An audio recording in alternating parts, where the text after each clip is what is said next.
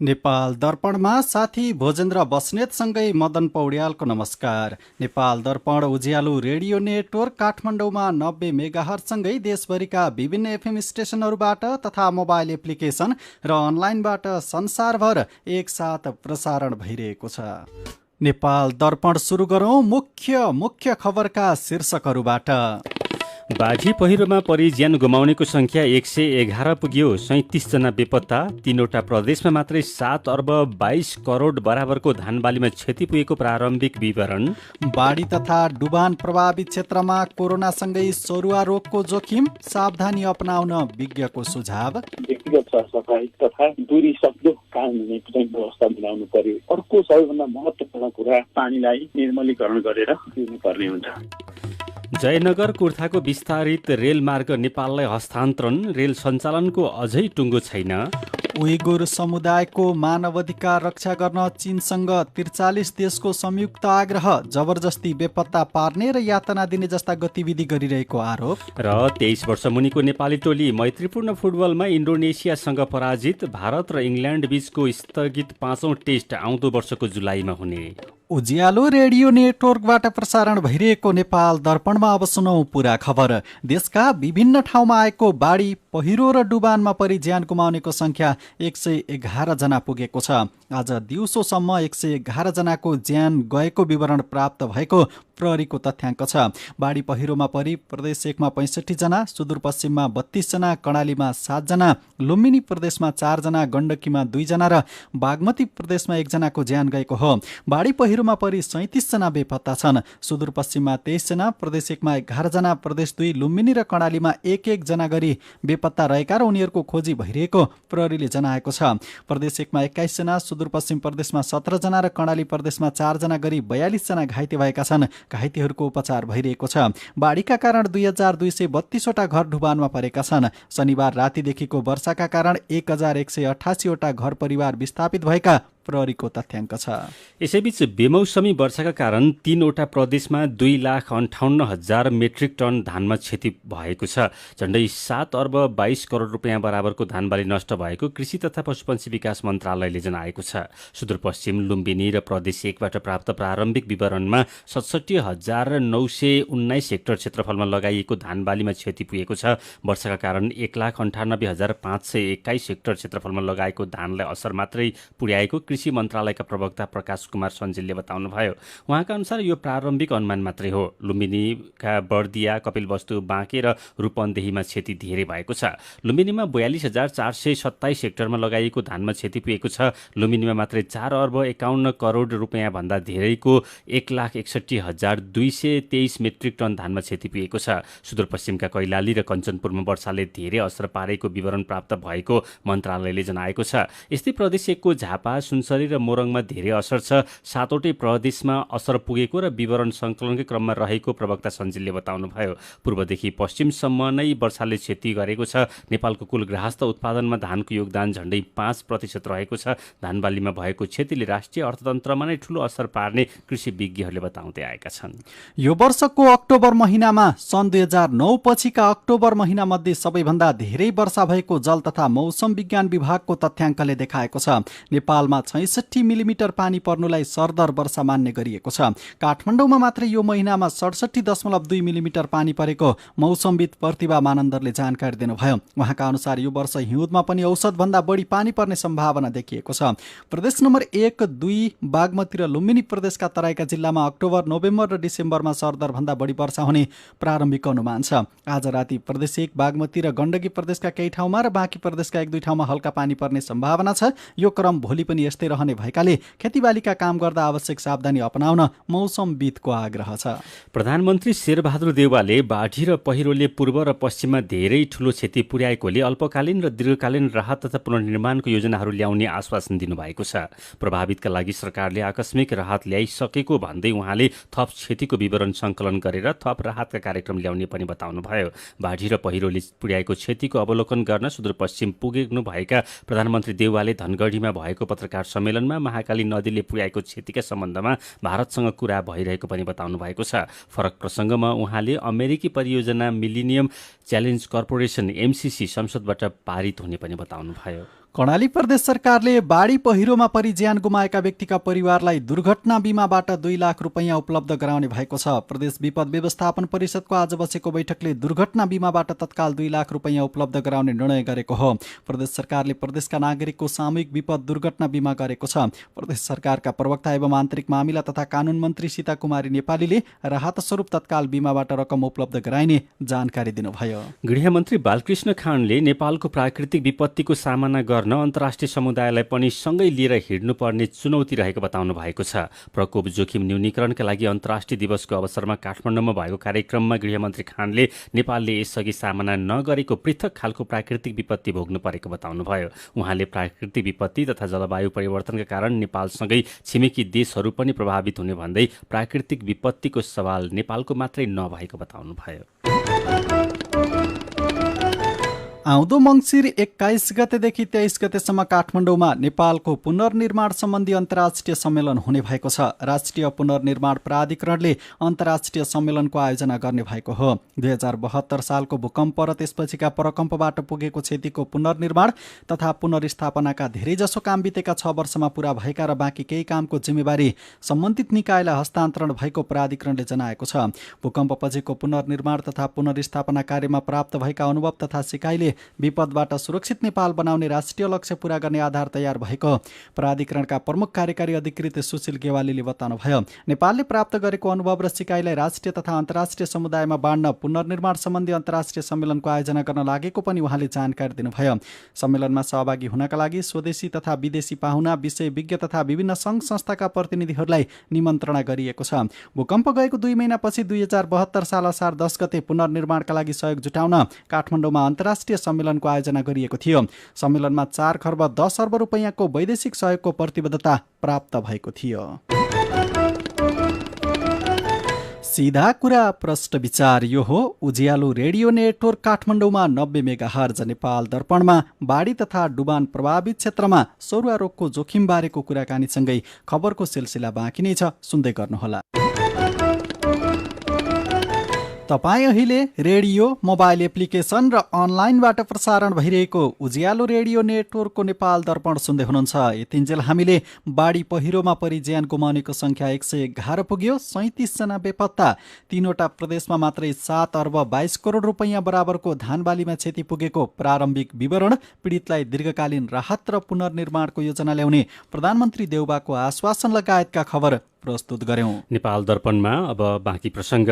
बाढी पहिरो तथा डुबान प्रभावित क्षेत्रमा कोरोना भाइरससँगै सरुवा रोगको जोखिम रहेकोले सतर्कता अपनाउन विज्ञहरूले सुझाव दिएका छन्। प्रभावित क्षेत्रमा सामूहिक रूपमा बस्ने हुँदा संक्रमणको जोखिम धेरै हुने डाक्टरहरूले बताएका छन्। विशेष गरी बालबालिका र दीर्घरोगीहरूलाई संक्रमणको जोखिम धेरै हुने डाक्टरहरूले बताएका छन्। यस्ता बेला कसरी सावधानी अपनाउने त? साथी दिपा तिमल सिन्हाले स्वास्थ्य मन्त्रालयका प्रवक्ता डाक्टर कृष्ण प्रसाद पौडेललाई सोध्नु भएको छ। व्यक्तिगत सरसफाइ तथा दूरी सक्दो कायम हुने चाहिँ व्यवस्था मिलाउनु पर्यो। एक अर्को सबैभन्दा महत्त्वपूर्ण कुरा पानीका मुहानहरूमा प्रदूषण हुने, दूषित हुने अथवा दिशाबाट सर्ने जीवाणुहरू सर्ने जोखिम रहन्छ। जस्तै झाडा पखाला गराउने कीटाणुहरू, जीवाणुहरू अथवा चाहिँ आउँ गराउने जीवाणुहरू अथवा टाइफाइड गराउने जीवाणुहरू अथवा सँगसँगै कमलपित्त अथवा हामी जन्डिस भन्छौँ, भाइरल हेपाटाइटिस गराउने, यिनीहरू चाहिँ दिशाको माध्यमबाट सर्नेहरू पानीको मुहानमा, पानीको मूलमा, पानीको छेउछाउमा, पानीका स्रोतमा कहीँ सरसफाइमा ध्यान दिने, नदी कायम राख्ने। अब यो अवस्थामा सबैले प्रत्येक ठाउँमा उमालेरै पनि सम्भव नहोला, तर सक्दो उमालेर सफा भएको पानी मात्र पिउनु पर्यो। त्यो सम्भव छैन भने क्लोरिनको ट्याब्लेट अथवा क्लोरिनको झोल उपलब्ध हुन्छ र हामीले अहिले यस्तो अवस्थामा विभिन्न स्वास्थ्य संस्थाहरूबाट वितरण गरिरहेको पनि अवस्था छ। त्यसरी पानीलाई निर्मलीकरण गरेर पिउनुपर्ने हुन्छ। प्रभावित क्षेत्रमा कुनै रोग तथा महामारी देखा परेमा उपचार चाहिँ कसरी गर्ने स्वास्थ्य मन्त्रालयले समन्वय गरिरहेको छ अहिले त्यहाँको स्थानीय स्वास्थ्य संस्थासँग? महामारी हुन सक्छ भन्ने अवस्थामा केन्द्र, प्रदेश र स्थानीय तह अलर्ट अवस्थामा छौँ।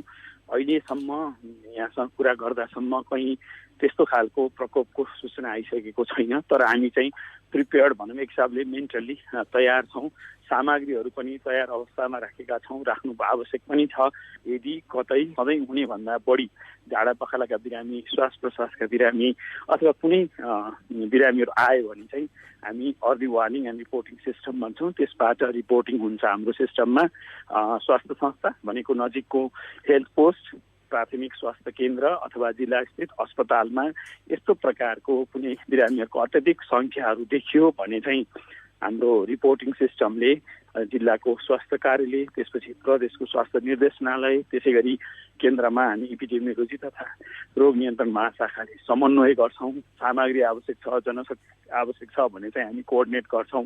सबैलाई यसमा नागरिक समाज, आर्मी, प्रहरी जसले सहयोग गर्नुभएको छ, रेड क्रस, उहाँहरू सबैलाई चाहिँ जोखिमका कुराहरूबारे ध्यान दिनु हुन अनुरोध गर्छौँ।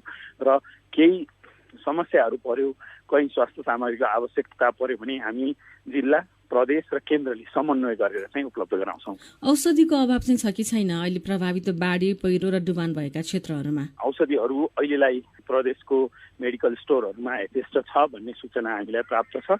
भोलि कुनै स्थानमा थप आवश्यक पर्यो भने हामी त्यो इमर्जेन्सी अथवा आकस्मिक रूपमा समन्वय गर्छौँ। उहाँ हुनुहुन्थ्यो स्वास्थ्य मन्त्रालयका प्रवक्ता डाक्टर कृष्ण प्रसाद पौडेल। फेरि पनि खबरकै सिलसिला, नेपालमा कोरोना भाइरसका सक्रिय संक्रमितको संख्या 11,000 भन्दा तल झरेको छ। पछिल्लो 24 घण्टामा 932 जना निको भएसँगै सक्रिय संक्रमितको संख्या 10,946 जनामा झरेको स्वास्थ्य तथा जनसङ्ख्या मन्त्रालयले जनाएको हो। सक्रिय संक्रमित मध्ये 279 जनाको आइसियु र 91 जनाको भेन्टिलेटरमा उपचार भइरहेको छ। पछिल्लो 24 घण्टामा 708 जनामा कोरोना भाइरसको संक्रमण पुष्टि भएको छ। पीसीआर र एन्टिजेन गरेर 9,376 जनाको नमुना परीक्षण गरेकोमा 708 जनामा कोरोना भाइरसको संक्रमण पुष्टि भएको हो। यो सँगै नेपालमा पीसीआर विधिबाट गरेको परीक्षणमा 8,08,096 जना र एन्टिजेन विधिबाट गरेको परीक्षणमा 93,905 जनामा संक्रमण पुष्टि भएको छ। थप 11 जनाले ज्यान गुमाएका छन्। यो सहित कोरोना संक्रमणका कारण ज्यान गुमाउनेको संख्या 11,337 जना पुगेको छ। यसैबीच पछिल्लो 24 घण्टामा 58,853 जनाले कोरोना विरुद्धको खोप लगाएका छन्। यो सहित कोरोना विरुद्धको पूर्ण मात्रा खोप लगाउनेको संख्या 65,46,237 जना पुगेको छ। 85,94,274 जनाले पहिलो मात्राको खोप लगाएका छन्।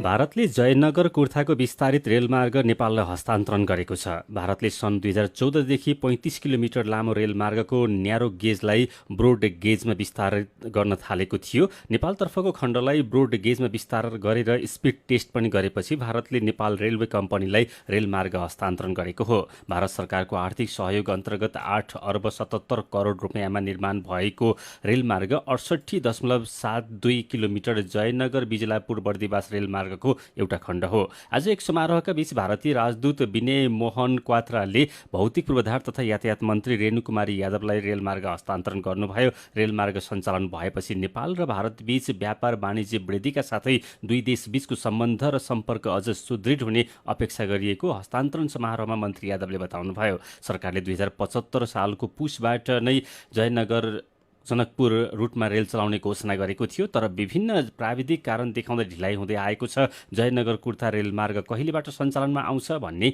अझै टुङ्गो छैन। नेकपा एमाले आउँदो 12 गते केन्द्रीय कमिटिको बैठक बोलाएको छ। ललितपुरमा रहेको तुलसीलाल स्मृति प्रतिष्ठानमा बसेको स्थायी कमिटी बैठकले पार्टीको 10औं राष्ट्रिय महाधिवेशनको प्रतिनिधि चयन सम्बन्धी मापदण्ड तय गर्न पार्टी केन्द्रीय कमिटिको बैठक बोलाउने निर्णय गरेको हो। बैठकले रामबहादुर थापा नेतृत्वको 21 सदस्यीय महाधिवेशन मूल व्यवस्थापन कमिटिलाई पनि 1 सदस्य पछि थप गर्ने गरी पूर्णता दिएको पार्टीका प्रवक्ता प्रदीप गेवालीले जानकारी दिनुभयो। बैठकले 10 बुँदे सहमति आम रूपमा कार्यान्वयन भएको निष्कर्ष निकाल्दै कार्यान्वयन हुन बाँकी रहेका ठाउँहरूमा आउँदो केन्द्रीय कमिटिको बैठकसम्म कार्यान्वयन गरिसक्न पनि सम्बन्धित कार्यदललाई निर्देशन दिएको छ। यसैबीच नेकपा एमालेका उपाध्यक्ष भीम रावलले 10 बुँदे सहमति कार्यान्वयन गर्नका लागि गठित कार्यदलबाट राजीनामा दिनुभएको छ। प्रदेश नम्बर 1 का मुख्यमन्त्री भीम आचार्यले प्रदेशसभा बैठकमा विश्वासको मतका लागि प्रस्ताव पेश गर्नुभएको छ। आचार्यले विश्वासको मतका लागि प्रस्ताव पेश गरे लगत्तै प्रदेशसभा बैठक स्थगित भएको छ। सभामुख प्रदीप कुमार भण्डारीले विश्वासको मत सम्बन्धी प्रस्तावमाथि छलफल र मत विभाजन पर्सि आइतबार हुने जानकारी दिनुभयो। पर्सि दिउँसो 12 बजेका लागि प्रदेशसभा बैठक बोलाइएको छ। यसअघि हिजो बागमती प्रदेशमा पनि मुख्यमन्त्री अष्टलक्ष्मी साक्यले प्रदेशसभामा विश्वासको मत लिन राखेको प्रस्तावमाथि प्रक्रिया सुरु भएर 10 गते मतदान हुने गरी प्रदेशसभा बैठक स्थगित भएको थियो। प्रहरी, सशस्त्र र अनुसन्धानमा बोलीचालीमा समानार्थी शब्द प्रयोग गर्नुपर्ने भएको छ। गृहमन्त्री बालकृष्ण खाँडले 3वटै सुरक्षा निकायलाई संगठनमा बोलचालमा समानार्थी शब्द प्रयोग गर्न निर्देशन दिनुभएको हो।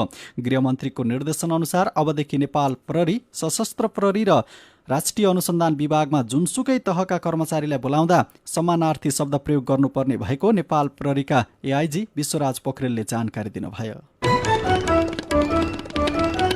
नेपाल विद्युत प्राधिकरणले 2000 मेगावाटका ठूला आयोजनालाई अगाडि बढाएको कार्यकारी निर्देशक कुलमान घिसिङले बताउनु भएको छ। नेपाल विद्युत प्राधिकरण कर्मचारी सङ्घको 12औं महाधिवेशनको उद्घाटन समारोहमा कार्यकारी निर्देशक घिसिङले प्राधिकरणले 2000 मेगावाटका ठूला आयोजना अघि बढाएको बताउनुभयो। उहाँले प्राधिकरणले 2000 मेगावाटका ठूला आयोजना बाहेक 450 मेगावाटको अरुण चौथोको पनि लाइसेन्स विद्युत प्राधिकरणले पाउने बताउनुभयो। सीधा कुरा प्रष्ट विचार यो हो। उज्यालो रेडियो नेटवर्क काठमाडौँमा 90 मेगाहर्ज, नेपाल दर्पणमा मेरो पनि भन्नु छ सँगै खबरको सिलसिला बाँकी नै छ, सुन्दै गर्नुहोला।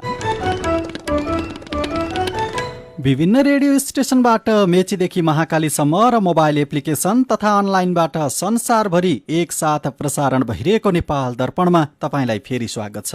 अब बाँकी खबर। लगातारको वर्षापछि झरेको पहिरोले बन्द कर्णाली राजमार्ग खुलेको छ। सुरक्षाकर्मी, सडक डिभिजन कार्यालय जुम्ला र पालिकाको समन्वयमा कर्णाली राजमार्ग अन्तर्गत पिलीमा गएको पहिरो हटाएपछि राजमार्ग खुलेको हो।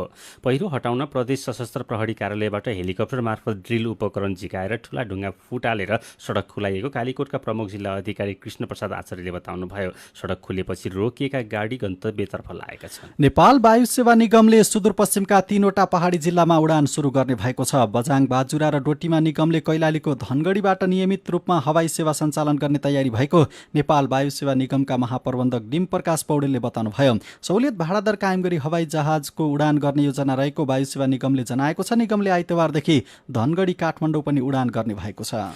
धनुषामा कर्मचारीमाथि भएको दुर्व्यवहारको विरोधमा नेपाल इन्जिनियर्स एसोसिएसन बागमती प्रदेश र निजामती कर्मचारीको आधिकारिक ट्रेड युनियनले माइतीघर मण्डलामा विरोध प्रदर्शन गरेका छन्। सङ्घीय खानेपानी तथा ढल व्यवस्थापनका आयोजना कार्यालय जनकपुरका सिडिई राजेश कुशवाहा लगायत कर्मचारीमाथि भएको दुर्व्यवहार विरुद्ध प्रदर्शन गरेको निजामती कर्मचारीहरूको आधिकारिक ट्रेड युनियनका कार्यवाहक अध्यक्ष भोलानाथ पोखरेलले जानकारी दिनुभयो। सिके राउत नेतृत्वको जनमत पार्टीका कार्यकर्ताले हिजो जनकपुरमा रहेको खानेपानी तथा ढल व्यवस्थापन कार्यालयका कुशवाहालाई लछार पछार गरेका थिए। कुशवाहालाई दुर्व्यवहार गर्ने 62 मध्ये 17 जना विरुद्ध मुद्दा दर्ता गरेको प्रहरीले जनाएको छ। पूर्व मन्त्री मोहम्मद अफ्ताब आलमको मुद्दामा आजका लागि तय भएको सुनवाई स्थगित भएको छ। सर्वोच्च अदालतले महान्यायाधिवक्ता कार्यालयको आग्रहमा सुनवाई स्थगित गरेको जानकारी दिएको हो। आलमको मुद्दामा आज न्यायाधीश 2 आनन्द मोहन भट्टराई र नहकुल सुवेदीको संयुक्त इजलासमा सुनवाई तोकिएको थियो। आलमको मुद्दामा यसअघि पनि पटक पटक सुनवाई रोकिँदै आएको छ। आलममाथि 2064 सालमा रौतहटमा भएको बम विस्फोटका घाइतेलाई इटाभट्टामा जलाएर मारेको आरोप छ। कर्णाली प्रदेश सरकारले कोरोनाबाट ज्यान गुमाएका 286 जनाका परिवारलाई राहत उपलब्ध गराएको छ। कोरोना संक्रमणका कारण ज्यान गुमाएका परिवारका व्यक्तिलाई प्रति मृतक 1 लाख रुपियाँका दरले राहत उपलब्ध गराएको हो। प्रदेश सरकारले अघिल्लो आर्थिक वर्षमा नै कोरोनाका कारण ज्यान गुमाउनेका परिवारलाई राहत स्वरूप 1 लाखका दरले रकम उपलब्ध गराउने निर्णय गरेको थियो।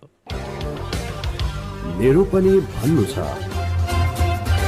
नेकपा माओवादी केन्द्रका अध्यक्ष पुष्पकमल दाहाल प्रचण्डले धुलीखेलमा जिपलाइनको अनुभव लिएको खबरमा लवराज खड्का लेख्नुहुन्छ, देश बाढी पहिरोको मारमा छ, ध्यान त्यसतर्फ केन्द्रित गरेको भए राम्रै हुन्थ्यो, तैपनि आन्तरिक पर्यटनलाई बढावा दिने काम गर्नुभएछ।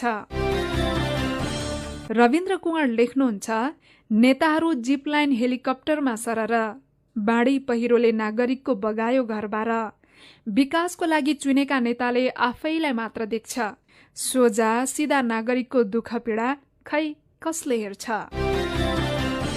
प्रहरी, सशस्त्र र अनुसन्धानमा बोलीचालीमा सम्मानार्थी शब्द प्रयोग गर्नुपर्ने, कसैले कसैलाई पनि त भन्न नपाइने खबर उज्यालो अनलाइनमा पढेर ईश्वरी चपाई निर्णयको स्वागत गर्दै लेख्नुहुन्छ, धेरै राम्रो कुरा, माथिल्लो तहबाट तल्लो तहको कर्मचारी सबैलाई हेपेर त भनेको सुन्दा पनि नरमाइलो लाग्थ्यो, यो निर्णय कार्यान्वयन होस्।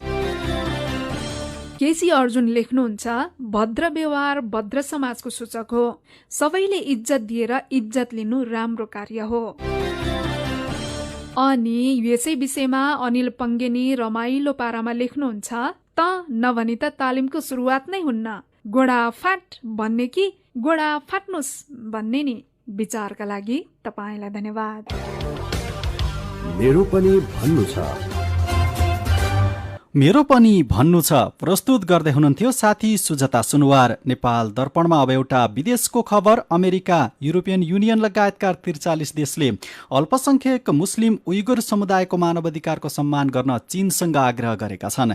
43 देशको संयुक्त हस्ताक्षर रहेको विज्ञप्तिमा चीनले अल्पसंख्यक मुस्लिम उइगुरहरूलाई जबरजस्ती बेपत्ता पार्ने, यातना दिने जस्ता गतिविधि गर्दै मानवाधिकार उल्लङ्घन गरेको आरोप लगाउँदै त्यस्ता कार्य तत्काल बन्द गर्न भनिएको छ। चीनको छिनजियाङमा स्वतन्त्र पर्यवेक्षकका लागि भन्दै तत्कालै पहुँच दिन पनि विज्ञप्तिमा आग्रह गरिएको छ। चीनले भने छिनजियाङमा रहेका उइगुर तथा अन्य मुस्लिम अल्पसंख्यकहरूमाथि यातना दिने गरेको आरोप अस्वीकार गर्दै आएको छ।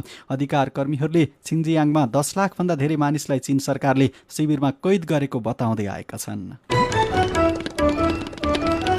अब केही खेल खबर। नेपाली 23 वर्ष मुनिको फुटबल टोली मैत्रीपूर्ण फुटबलमा इन्डोनेसियासँग 2-0ले पराजित भएको छ। एएफसी एसियन कप छनौटको तयारीमा रहेको नेपाली टोलीले आज भएको मैत्रीपूर्ण खेलमा इन्डोनेसियाको 23 वर्ष मुनिको टोलीसँग हार बेहोरेको हो। पहिलो हाफ गोल रहित बराबरी खेलेको नेपालले दोस्रो हाफको सुरुवातमा गोल खायो। 55औं मिनेटमा इन्डोनेसियाका हानिसले गोल गरे। त्यस्तै खेलको इन्जुरी समयमा इन्डोनेसियाले थप गोल गर्यो। 23 वर्ष मुनिको एएफसी एसियन कप छनौटमा नेपाल समूह बीमा छ। नेपालको समूहमा ताजिकिस्तान, लेबनान र इरान छन्। नेपाली समूह चरणको पहिलो खेलमा इरानसँग आउँदो सोमबार खेल्दैछ। यस्तै दोस्रो खेलमा ताजिकिस्तानसँग बिहिबार खेल्नेछ भने अन्तिम खेलमा लेबनानसँग आउँदो 14 गते खेल्नेछ। इटालीमा व्यावसायिक फुटबल खेल्दै आएका नेपाली मूलका युवा खेलाडी विकास मेरागियाले च्यासल युथ क्लबबाट शहीद स्मारकी डिभिजन लिग फुटबल खेल्ने भएका छन्। च्यासल युथ क्लबले पत्रकार सम्मेलन गरेर विकासलाई क्लबमा अनुबन्ध गरेको जानकारी गराएको हो। सम्झौता भएसँगै युवा स्ट्राइकर विकासले च्यासल क्लबको जर्सीमा ए डिभिजन लिग खेल्ने भएका हुन्।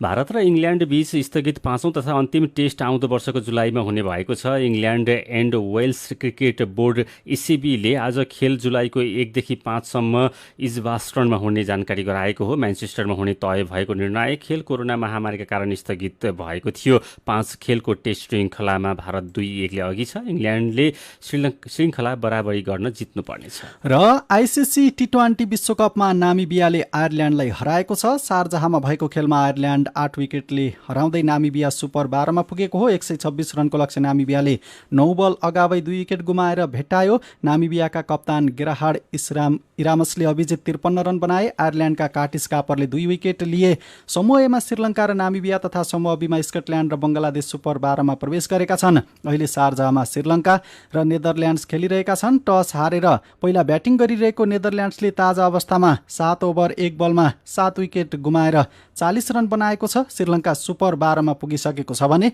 नेदरल्यान्ड्स बाहिरिसकेको छ। खेल खबरसँगै उज्यालो रेडियो नेटवर्कबाट प्रसारण भइरहेको नेपाल दर्पणको समय सकिने लागेको छ। बिदा हुनुअघि आजका मुख्य खबरका शीर्षकहरू फेरि एकपटक। बाढी पहिरोमा परि ज्यान गुमाउनेको संख्या 111 पुग्यो। 37 जना बेपत्ता। 3वटा प्रदेशमा मात्रै 7 अर्ब 22 करोड बराबरको धान बालीमा क्षति पुगेको प्रारम्भिक विवरण। बाढी तथा डुबान प्रभावित क्षेत्रमा कोरोनासँगै सरुवा रोगको जोखिम, सावधानी अपनाउन विज्ञको सुझाव। जयनगर कुर्थाको विस्तारित रेलमार्ग नेपाललाई हस्तान्तरण, रेल सञ्चालनको अझै टुङ्गो छैन। उइगुर समुदायको मानवाधिकार रक्षा गर्न चीनसँग 43 देशको संयुक्त आग्रह, जबरजस्ती बेपत्ता पार्ने र यातना दिने जस्ता गतिविधि गरिरहेको आरोप। र 23 वर्ष मुनिको नेपाली टोली मैत्रीपूर्ण फुटबलमा इन्डोनेसियासँग पराजित। भारत र इङ्ल्यान्ड बीचको स्थगित 5औं टेस्ट आउँदो वर्षको जुलाईमा हुने। आजको नेपाल दर्पण सकिएको छ। प्रविधिमा साथ दिने साथी सङ्घर्ष विष्टसँगै हामी भोजेन्द्र बस्नेत र मदन पौड्याल पनि बिदा हुन्छौँ। कोरोना संक्रमणको जोखिम कायमै रहेकाले स्वास्थ्यका मापदण्ड पालना गर्न नबिर्सौँ। नमस्कार।